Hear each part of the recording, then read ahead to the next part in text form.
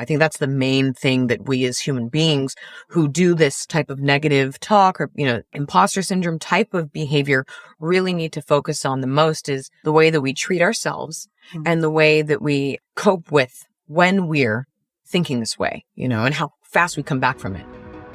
Welcome to the Seeds of Growth podcast. My name is Pumehana Palmer. I'm a mindset and growth coach to new real estate agents, small business owners, and high-achieving female entrepreneurs. I believe that true success happens from the inside out, and I'm on a mission to plant seeds of growth and transformation, one powerful conversation at a time.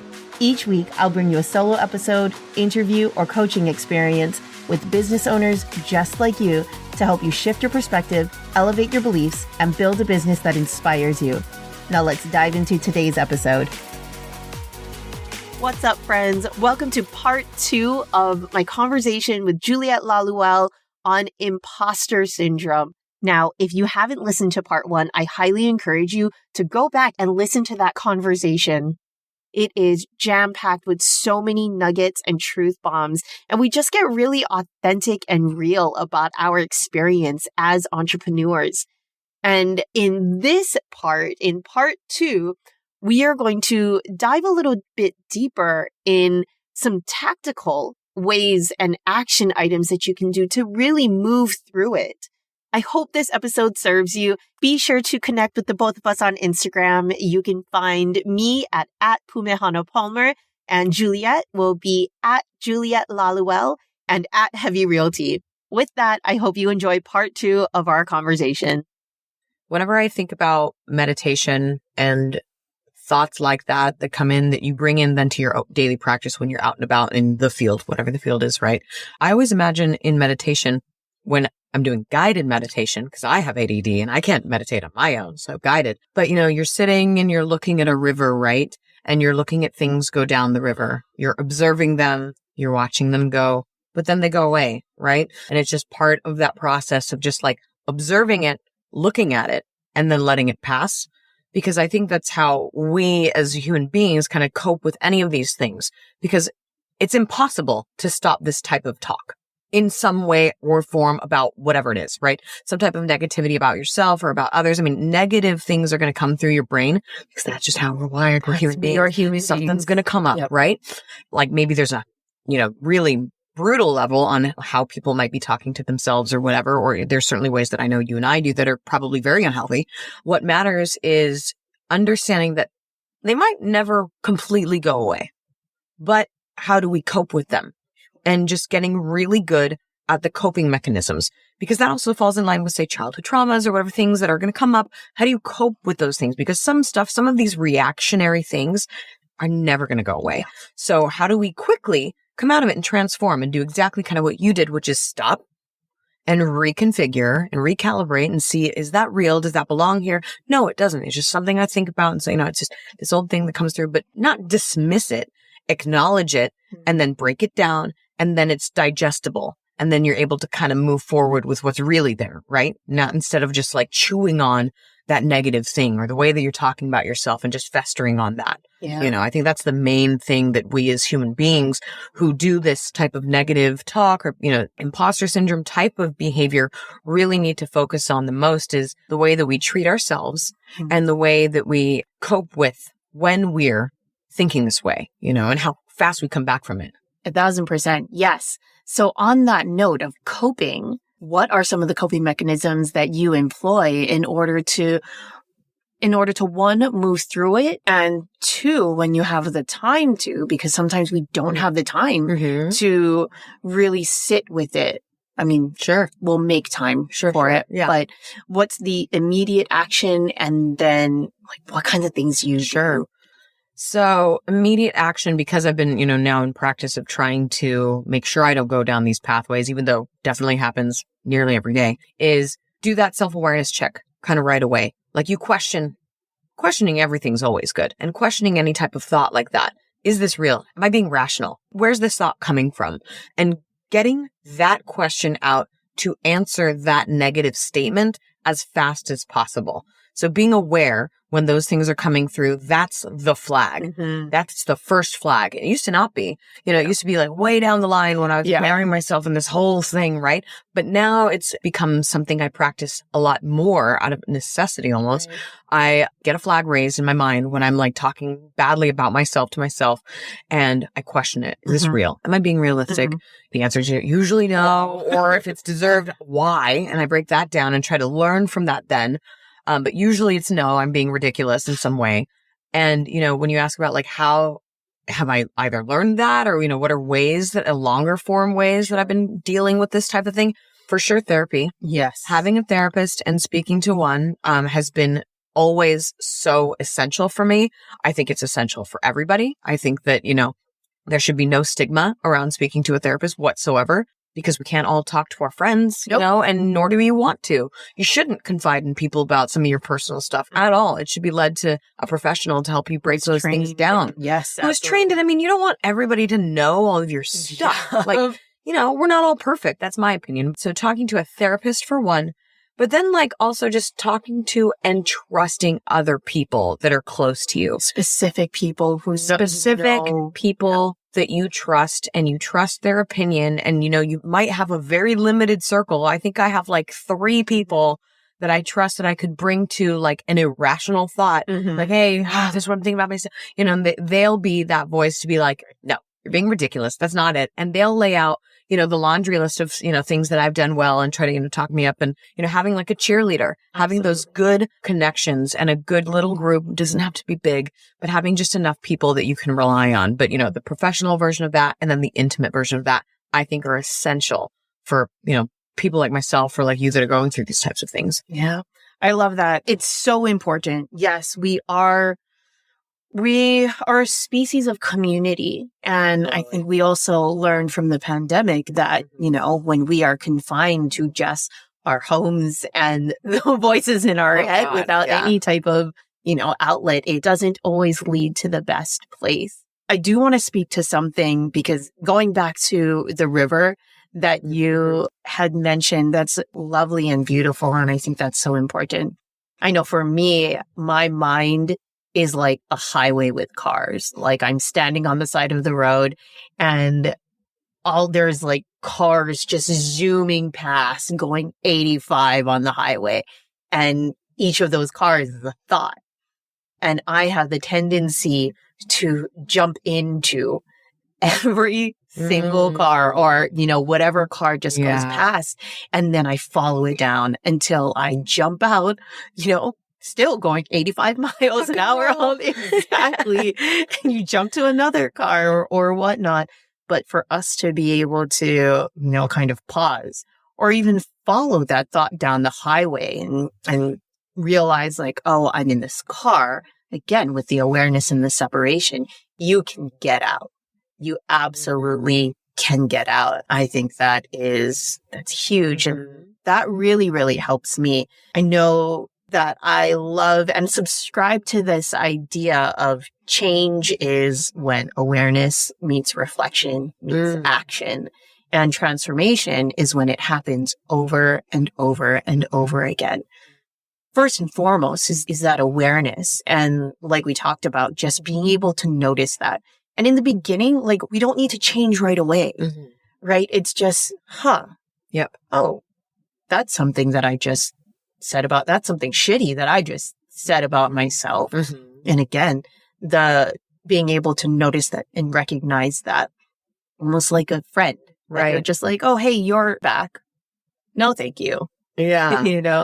There's one more thing that I did want to note, as you were talking about the negative self-talk and talking to friends and talking it out. Something that came to mind is having compelling goals. Having these goals, one, that push your boundaries, which is amazing because when you're pushing your boundaries, that's where it comes from. Yeah. When you're stretching, you're reaching towards these horizons that you've never experienced before. That's when the negative self-talk is going to come in and you can say like, hey, I'm doing something new. I'm doing something crazy. I'm doing something that I want and desire and I'm doing the work. And two, that compelling goal will also provide the narrative of, you don't have time for this shit. Like, this narrative is not serving you. It's not serving your goal. It's not serving the people that you are serving as well. Mm-hmm. And I think the interesting thing and the awesome thing is that you and I are leaders in our own respect, and we're also leaders of ourselves. Mm-hmm. So as we lead ourselves and as we lead others, for us to be able to say like, hey, me talking down upon myself is not serving the people who are following me. Mm-hmm. So go away. Yeah. Yeah. And I actually also have an Imposter Syndrome playlist on Spotify. Really? And it is cover bands. Basically, it's cover bands. And like some of them are just like nobodies that you've heard of, right? Mm-hmm. Who are singing these songs that you know. And I had to ask myself, like, does the fact that they are singing a song that has been written by someone else and has been sung by someone else, does that diminish the beauty of their own voice or their talent or their skill or the journey that has brought them up to this point in order to sing this song so beautifully? It doesn't. No. That's a great point, because I can think of so many like renditions of songs that have been like phenomenal by like people who like didn't write the original, right? The original's still banging, but like the other one is like awesome. Mm-hmm. It's super awesome. And they did it in their own way and they did it in their own styling. So yeah, that actually makes a lot of sense. I like that. Yeah. Yeah. And another thing that when I was creating that playlist, I can't remember the song, but Beyonce remade another song, or she added her own, you know, thing and her own voice and her own recreation. And it's like, if Beyonce can create these new songs and do covers of other songs, then so can I. Yeah. If someone else has, you know, built a coaching company or has, I don't know, built a crazy, awesome, you know, real estate career, that doesn't take away from the fact that I can do that too. Right. Right. No, I mean, that's a good point. I think the biggest reminder that, you know, most of us need to have is, well, first of all, we're all on our own path, right? Comparison is really awful and is the thief of joy. And, you know, comparing ourselves from either even our past self and not loving ourselves at present, no matter what the present is, you know, is really a big problem. So being more aware on how we're treating ourselves is really going to be the most important thing for our success and for our clients, you know, because I do think that being a good leader, the best leaders are constantly looking at how they could be better, how they could lead better. What are they doing? Because I mean, some of the worst leaders are the ones who are leading, and they're leading people that are extremely unhappy and they're not looking at anything around. They don't want to change any single bit about what they're doing, right? The best leaders are the ones that are constantly analyzing, you know, how can I be better? What can I do better for myself and then better for those around me? Yeah, so absolutely. And I think it's an art to be able to constantly assess yourself with the intention of bettering yourself and knowing that you're not a piece of shit. Mm-hmm. Right? Mm-hmm. Actually, I watched Will Smith's apology to Chris Rock. And he said something really, really interesting that stuck out to me. He said that he had taken these past 3 months or so, and he had to process his actions and what he did without feeling like a piece of shit. Mm. And I was like, that's insane. Mm-hmm. That's incredible. Mm-hmm. And I know there's probably 1,000 different opinions upon that. Yeah. I mean, on that, I think that, you know, that brings up a very valid point of ego and also emotional intelligence. Mm-hmm. I mean, being able to remove emotions when they're not helping, because mostly they're not, being able to set those aside and see things as they are and clear the air and really analyze something is incredibly important for everybody to be good at. Now, does it take practice? Does it take self-awareness, which takes practice. It takes a lot of effort, maybe not a ton of effort, but it is something that requires effort of being aware to turn off a lot of those emotions. Say, not, viewing yourself as a piece of shit. Okay. So what do you do with that? You turn that off. You see it from a neutral standpoint, and learning to see a lot of things from a neutral standpoint, I think that's incredibly important. Yeah, it's really interesting to see and to notice that there was a balance, right? There is one extreme of, yes, I did something terrible, and I did something terrible. I'm not a terrible person. To not internalize that action, that's huge. Yeah. But to also, on the other side, again, like you said, ego of not justifying the not awesome action that you took. Right. So to come to the middle and to find that quote unquote balance. I think that would require ownership of actions, and then, doing what you think you can to make something right, whether that's improving yourself because you fucked up in some way. So what do you need to learn? And then obviously what maybe apologies, what mess needs to be cleaned up. But, how can then you continue to be better? Because we're imperfect humans and are going to continue to probably, think some negative stuff about ourselves or others. We're going to fumble from time to time. We're going to make a mistake. And instead of going down this horrible path, which I'm very familiar of, beating myself up to death about something, removing that, admitting either the mistake or the error or whatever it was that I need to, learn from, and then actually learn from it. Which is a big thing that a lot of people find themselves just in this, never-ending wheel on this never-ending path, but really learning from it and evolving from it. And then, you're going to eventually get to a place where you will be where I'm at now. Even when I'm getting imposter syndrome, I'm looking back and I'm like, well, I did do this though. Right. I got better. And I actually did learn from that mistake. And then that kind of cures some of that imposter syndrome, because it gives me the ability to look back at something almost near tangible that I can say that I've done an accomplishment, something, well, I overcame that and this is how I did that. So I'm actually not that terrible, right? Had I been in the same situation, maybe had zero growth, I might be marching to a different tune and I might indeed feel like an imposter. But, doing these things in this way and giving myself room to grow and the ability to grow is honestly and actively helping me get over imposter syndrome, because every time I have that, I'm able to literally look back and prove myself wrong. Absolutely. And be like, well, no, actually, you're not that bad because you totally overcame this thing. Remember that thing, and then I can be like, oh yeah, you're right. And that will completely kind of remove those thoughts from that. And I'm able to kind of move forward by accept myself more and more each day. Yeah, absolutely.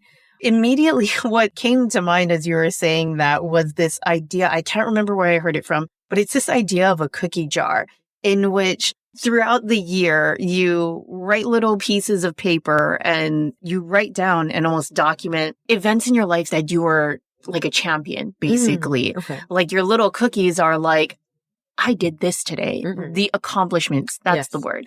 The accomplishments of your life, even if it was something as small as I got out of bed today and I didn't want to. I pushed myself to do this. I made this mistake and I corrected it. Or I got this accepted offer, or I got on this podcast.